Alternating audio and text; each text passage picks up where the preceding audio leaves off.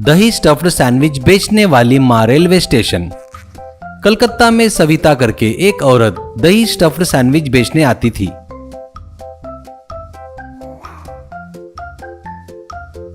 वो एक एक रेल के बोगी में घूमते हुए सैंडविच बेच रही थी। वो सभी ट्रेनों में उसके सैंडविच बेचने के कारण अच्छा खासा पैसा कमा रही थी। ऐसे ही एक दिन सैंडविच बेचने के लिए ट्रेन में चढ़ते वक्त उसके पास जंबो करके एक आदमी अपने चेलों के साथ आता है। अब उससे जंबो, कौन हो तुम और कहां से आई हो? बगैर पूछे प्लेटफॉर्म में कुछ भी रख कर आ रही हो और बढ़िया बेच भी रही हो और रोज के 2000 ले जा रही हो। यहाँ पर कोई भी कुछ भी बेचे तो मुझे पैसे देना है, तुझे पता नहीं क्या?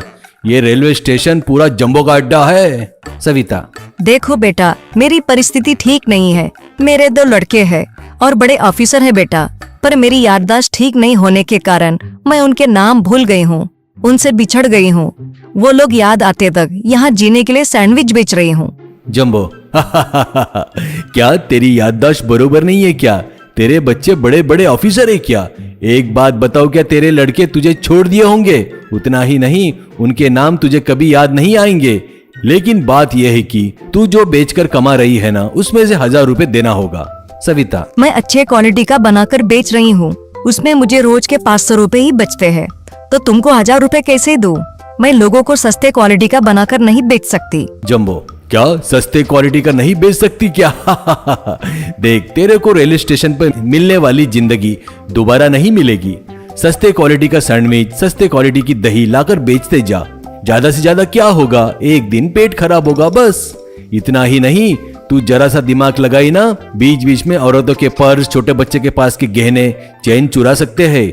नहीं जमता नहीं करती बोली ना, अब तेरे पास बेचने के लिए कुछ भी नहीं बचेगा, करके वार्निंग देकर चला जाता है। फिर भी सविता जंबो की बातें पर ध्यान नहीं देकर हमेशा ही अच्छे क्वालिटी का बेचना शुरू करती है। वैसे ही जंबो को पैसे भी नहीं दे रही थी। ऐसे 2 दिन बीतने के बाद सविता सैंडविच बेचकर